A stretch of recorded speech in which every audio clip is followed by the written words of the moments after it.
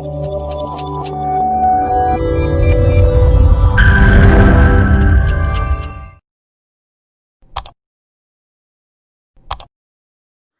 Friends, I welcome you all to Trinity cultural academy. After 2 weeks off time இன்றைக்கி நம்ம பாலிட்டியில் என்ன topic பார்க்க போகிறோன்னு பார்த்தீங்கன்னா 12 schedules and 25 parts of Indian constitution தான். 12 ஷெட்யூல்ஸ் என்னென்னு பார்க்குறதுக்கு முன்னாடி ஷெட்யூல்னால் என்னென்னு பார்த்துருவோம். ஒவ்வொரு புக்குக்குமே அப்பெண்டிக்ஸ்னு ஒன்று இருக்கும், லாஸ்ட் பேஜில் கொடுப்பாங்க.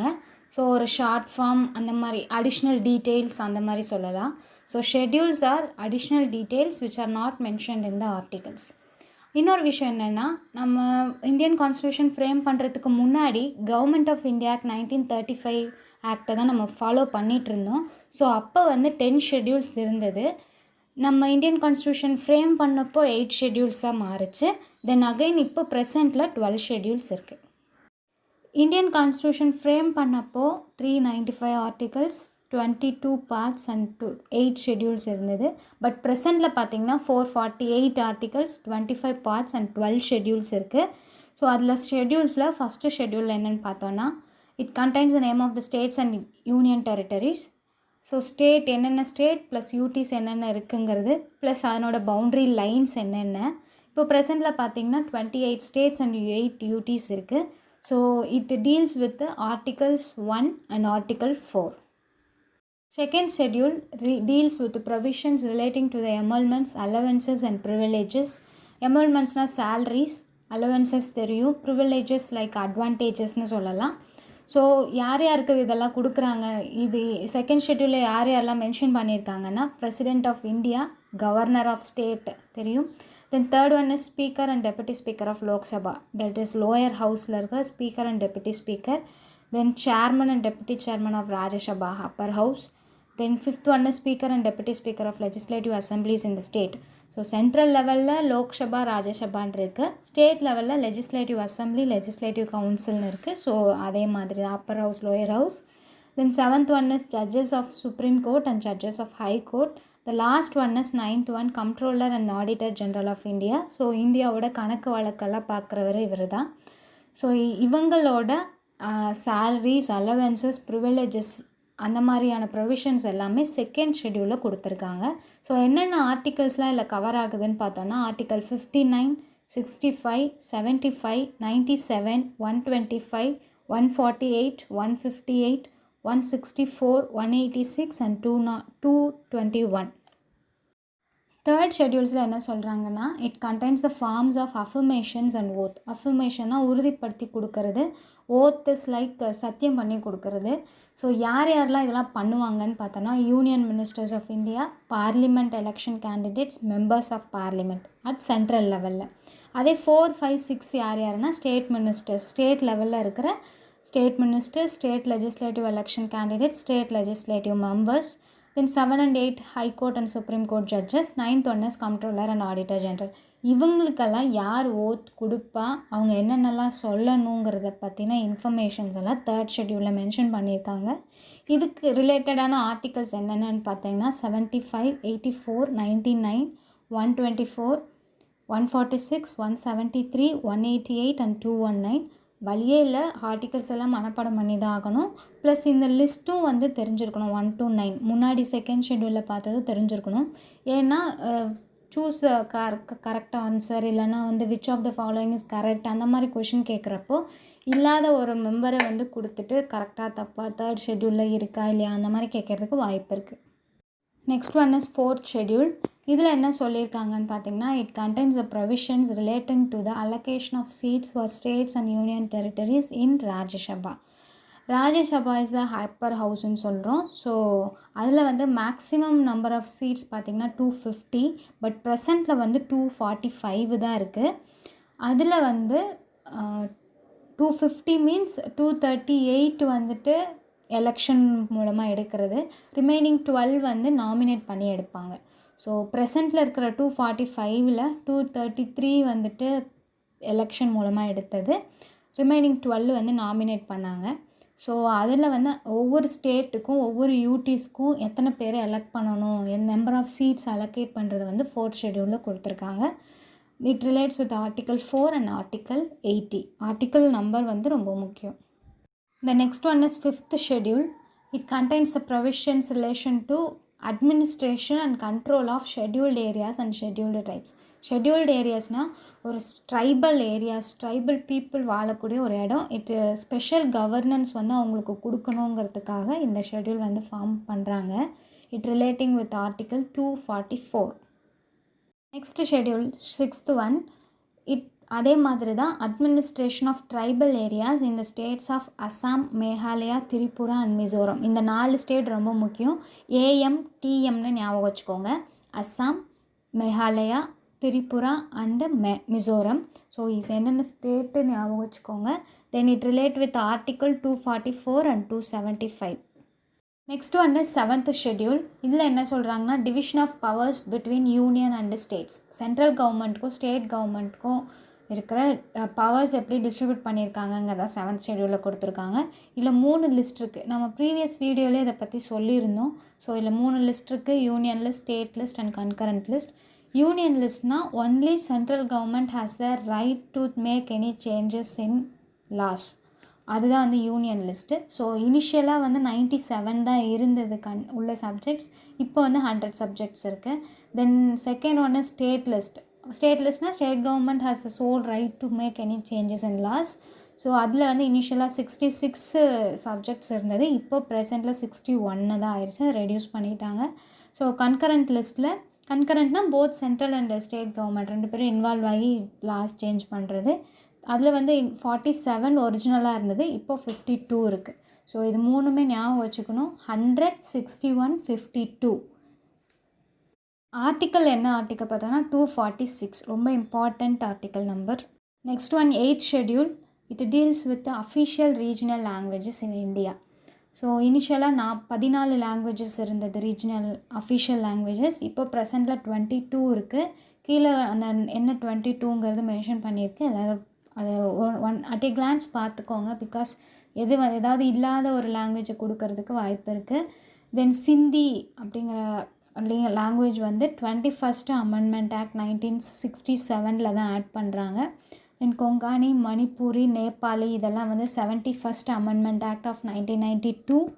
தென் third one is Bodo, Dogri, Maithili, Santali 92nd amendment act of 2003. Then 2011 Oriya லாங்குவேஜை வந்து ஆட் பண்ணுறாங்க. ஆர்டிக்கல் நம்பர் பார்த்திங்கன்னா 344 அண்ட் 351. நெக்ஸ்ட் ஒன் பார்த்திங்கன்னா 9th ஷெட்யூல். இதில் validation of certain acts and regulations பற்றி சொல்லியிருக்காங்க ரிலேட்டட் டு லேண்ட் ரிஃபார்ம்ஸ். இது வந்து ஃபஸ்ட் அமெண்ட்மெண்ட் ஆக்ட் 1951 ஆட் பண்ணிட்டாங்க. எதுக்காகனா to protect the laws included in it from judicial scrutiny. அதுக்காக தான் 9th ஷெட்யூலில் ஆட் பண்ணுறாங்க. இதில் ஆர்டிக்கல் நம்பர் பார்த்திங்கன்னா article 31B. Next one 10th schedule. It contains provisions relating to disqualification of members of parliament and state legislators on the grounds of defection. அதாவது disqualification of MPs and MLAs. நம்ம ரீசெண்டாக நியூஸில் கூட அடிக்கடி கேட்டிருப்போம், disqualifying the members of MPs அந்த மாதிரிலாம் கேள்விப்பட்டிருப்போம். ஸோ ஏதாவது டிஸ்குவாலிஃபை பண்ணணுன்னா அதுக்கு ரிலேட்டடான ப்ரொவிஷன்ஸ் எல்லாமே 10th ஷெட்யூலில் கொடுத்துருக்காங்க. ஸோ இதை வந்து எப்போ ஆட் பண்ணாங்கன்னா 52nd அமெண்ட்மெண்ட் ஆக்ட் இந்த இயர் 1985. ஸோ டிஃபெக்ஷன் ரிலேட்டடாக இருக்கிறதுனால ஸோ இதுக்கு இன்னொரு பேர் வந்து ஆன்டி டிஃபெக்ஷன் லா அப்படின்னு சொல்லுவாங்க. ஆர்டிக்கல் என்னென்னு பார்த்தீங்கன்னா ஆர்டிக்கல் 102 அண்ட் ஆர்டிக்கல் 191 ரொம்ப important. Anti defection law 10th schedule, 52nd amendment act 1985 இதெல்லாம் ரொம்ப முக்கியம். Next one is 11th schedule. இதில் வந்து powers, authorities and responsibilities of panchayat, that is rural local government பற்றின எல்லா டீட்டெயில்ஸும் கொடுத்துருக்காங்க. ஸோ நம்ம ஸ்டேட் லிஸ்ட், யூனியன் லிஸ்ட்லலாம் பார்த்தோன்னா இத்தனை சப்ஜெக்ட்ஸ் இருக்குது, 100, 61, 52 இதெல்லாம் பார்த்தோம்ல. ஸோ அதே மாதிரி இதில் வந்து 29 மேட்டர்ஸ் இருக்குது. ஸோ இந்த ஷெட்யூல் எப்போ ஆட் பண்ணாங்கன்னு பார்த்தோன்னா 73rd amendment act of 1992 add பண்ணியிருக்காங்க. அடுத்து இதில் ஆர்டிக்கல் பார்த்திங்கன்னா 243G. நெக்ஸ்ட் ஒன் பார்த்திங்கன்னா 12th schedule. So 11th schedule மாதிரியே தான். அங்கே வந்து 243Gன்னு பார்த்தோம் ஆர்டிக்கல், இங்கே வந்து 243W. இதில் என்ன சொல்ல வராங்கன்னா அதே மாதிரி தான் powers authorities and responsibilities of அங்கே பஞ்சாயத்துன்னு பார்த்தோம். So 12th schedule deals with municipalities, அதாவது ஒரு அர்பன் லோக்கல் கவர்மெண்ட். அங்கே வந்து 29ன்னு பார்த்தோம், 29 மேட்டர்ஸ்ன்னு பார்த்தோம். இங்கே வந்து இட் ஹாஸ் 18 மேட்டர்ஸ். ஸோ இந்த ஷெட்யூல் எப்போ ஆட் பண்ணுறாங்கன்னா 74th amendment act of 1992. 11th schedule வந்து எப்போ ஆட் பண்ணாங்கன்னு பார்த்தோன்னா 73rd அமெண்ட்மெண்ட் ஆக்ட். 12th வந்து 74th amendment act. At last ரிமெம்பரன்ஸ்க்காக இந்த ஸ்லைடில் கொடுத்துருக்கேன். So tears of old PM நான் போல்டு பண்ணியிருக்கேன். டெரிட்டரி எம்எல்மெண்ட்ஸ் இதெல்லாமே ஃபஸ்ட்டு 12 ஷெட்யூல்ஸ் நம்பர்ஸ் கொடுத்துருக்கு. தென் இந்த பக்கம் tears of old PM. So first ஷெட்யூலில் பார்த்தோம் யூனியன் அண்ட் டெரிட்டரி. ஸோ அதில் வந்து டி மென்ஷன் பண்ணியிருக்கு. Then second schedule emoluments and salaries. Third வந்து tears A, so affirmations and oath. Fourth வந்து ராஜ்யசபா, நம்ம பார்த்தோம் அலோகேஷன் ஆஃப் மெம்பர்ஸ் இந்த ராஜ்யசபா. தென் ஃபிஃப்த் ஒன் வந்து ஷெட்யூல்டு ட்ரைப்ஸ் பற்றி பார்த்தோம். தென் 6th ஷெட்யூலில் அந்த 4 ஸ்டேட் பார்த்தோம், அசாம், மேகாலயா, திரிபுரா, மிசோரம் சொல்லிட்டு. So other tribes. F stands for federal division of powers. 3 பார்த்தோம், union list, state list and concurrent லிஸ்ட்டுன்னு. Then 8th schedule deals with official regional languages. So இனிஷியலாக 14 இருந்தது, இப்போ வந்து 22 இருக்குன்னு பார்த்தோம். அதில் என்னென்ன லாங்குவேஜஸ் எந்தெந்த அமெண்ட்மெண்ட்டில் ஆட் பண்ணாங்கங்கிறது ரொம்ப முக்கியம். Then 9th schedule deals with L. So எல்லுங்கிறது land reform act and regulations. அது எப்போ வந்து அமெண்ட் பண்ணாங்கன்னா ஃபஸ்ட்டு அமெண்ட்மெண்ட் ஆக்ட்லேயே வந்து ஆட் பண்ணிட்டாங்கன்னு பார்த்தோம் 1951ல். Then 10th schedule defection, also known as anti defection law. Amendment பார்த்தோன்னா 54th amendment act, 52nd amendment act of 1985ன்னு பார்த்தோம். தென் 11th ஷெட்யூல் வந்து பஞ்சாயத் ராஜ், 73rd அமெண்ட்மெண்ட்டுன்னு பார்த்தோம் இந்த இயர் 1992. தென் 12th ஷெட்யூல் முனிசிபல் கார்பரேஷன். தென் அதே 74th amendment 1992. Important question and answers relating to schedules பார்க்கலாம். Which schedule contains the provisions for the administration and control of scheduled areas? நம்ம பார்த்தோம் TEARS வந்து 5th one வருது. So 5th schedule option B is correct. By which amendment act Konkani, Manipuri, Nepali were added to the 8th schedule of Indian Constitution? 8th schedule பார்த்தோம் official regional languages related ஆன schedule. So அதில் வந்து சிந்தி வந்து 21st அமெண்ட்மெண்ட்டில் add பண்ணாங்க. இது வந்து கொங்கானி, மணிப்புரி, நேபாளி வந்து 71st அமெண்ட்மெண்ட் ஆக்ட் ஆஃப் 1992 தான் ஆட் பண்ணாங்க. Next question, at the time of adoption how many schedules were there in the Indian Constitution? முன்னாடி பார்த்தோம் இந்தியன் கான்ஸ்டியூஷன் ஃப்ரேம் பண்ணப்போ 8 ஷெட்யூல்ஸ் இருந்தது, பட் ப்ரெசண்ட்டில் வந்து 12 இருக்குது. So at the time of அடாப்ஷன்னு கேட்டிருக்கிறதுனால answer B is correct, 8. Which schedule of Indian Constitution contains languages? அது பார்த்தோம் 8th schedule. Next one is 25 parts of Indian constitution என்னென்னு பார்த்துடலாம். இந்தியன் கான்ஸ்டியூஷன் ஃப்ரேம் பண்ணப்போ அட் த டைம் ஆஃப் அடாப்ஷனில் 22 parts தான் இருந்தது, பட் ப்ரெசண்ட்டில் வந்து 25 பார்ட்ஸ் இருக்குது. அது என்னென்னங்கிறத பார்ப்போம். இந்த ஸ்லைடில் பார்த்திங்கன்னா ரிமெம்பரன்ஸ்க்காக லெஃப்ட் ஹேண்ட் சைடில் கொடுத்துருக்கு, அதை நம்ம ஃபைனலாக பார்க்கலாம். ரைட் ஹேண்ட் சைடில் என்னென்ன பார்ட்ஸுங்கிறது ஃப்ரம் 1 to 11 வரைக்கும் கொடுத்துருக்கு. Part 1 deals with union and its territories. Part 2 citizenship. Part 3 fundamental rights. Part 4 DPSP Directive Principles of State Policy. Part 4A fundamental duties. Part 5 union government. Part 6 state government. Part 7 வந்து delete பண்ணிட்டாங்க, because வந்து schedule first ஷெட்யூல்லே வந்து states பற்றின information எல்லாமே கொடுத்துட்டாங்கன்னு சொல்லி 7th பார்ட்டை வந்து delete பண்ணிட்டாங்க. எப்போன்னா 7th அமெண்ட்மெண்ட் ஆக்டில். ஸோ அது பின்னாடி பார்ப்போம். ஸோ பார்ட் 7 வந்து டெலிட் பண்ணிட்டாங்க. பார்ட் 8 வந்து union territories UTs. Part 9 panchayat. Part 9A municipalities. Part 10 the scheduled and tribal areas. Part 11 வந்து relation between the union and states. So என்ன ஞாபகம் வச்சுக்கிறதுக்காகனா நான் 2 சைடுமே கேப்ஸில் வந்து போல்டு பண்ணியிருக்கேன். ஸோ UUCC அந்த மாதிரி. ஸோ ஒவ்வொரு பார்ட்டுமே இப்போ சிட்டிசன்ஷிப்னால் அது பார்ட் 2க்கு கீழே வருது. ஃபண்டமெண்டல் டியூட்டிஸ்னால் பார்ட் 4A அப்படிங்கிறது ஞாபகம் இருக்கணும். சம்டைம்ஸ் இதுவே டைரெக்டாக கூட கேட்கலாம். ஸோ அது ரிமெம்பரன்ஸ்க்காக லெஃப்ட் ஹேண்ட் சைடில் பாருங்கள், you can do fixed deposit from US, using premature withdrawal on special rate. So bold பண்ணியிருக்கிறத வச்சு ஞாபகம் வச்சுக்கோங்க. U stands for Union and Territory, C stands for Citizenship, F stands for Fundamental Rights, D for DPSP, F for Fundamental Duties, U for Union Government, S for State Government, again U for UTs, then P stands for Panchayat, M stands for Municipalities, here S stands for Scheduled and Tribal Areas, at last R stands for Relation between Union and States. Next one, Part 7. So Part 7 வந்து first ஷெட்யூலில் Part Bயில் வந்து mention பண்ணிட்டாங்க ஸ்டேட்ஸை பற்றி. So அதனால் delete பண்ணிட்டாங்க இதை. 7th constitutional amendment act 1956 இந்த Part 7 வந்து delete பண்ணிட்டாங்க. ஸோ ப்ரீவியஸாக பார்த்தோம் 1லேருந்து 11 வரைக்கும் ரிமெம்பரன்ஸ்க்காக பார்த்துட்டோம். தென் Part 12 டீல்ஸ் வித் என்னன்னு பார்த்தோம்னா finance, property, contract and suits. Part 13 trade, commerce, intercourse within the territory of India. Part 14 stands with services under the union and states. Part 14A வந்து tribunals.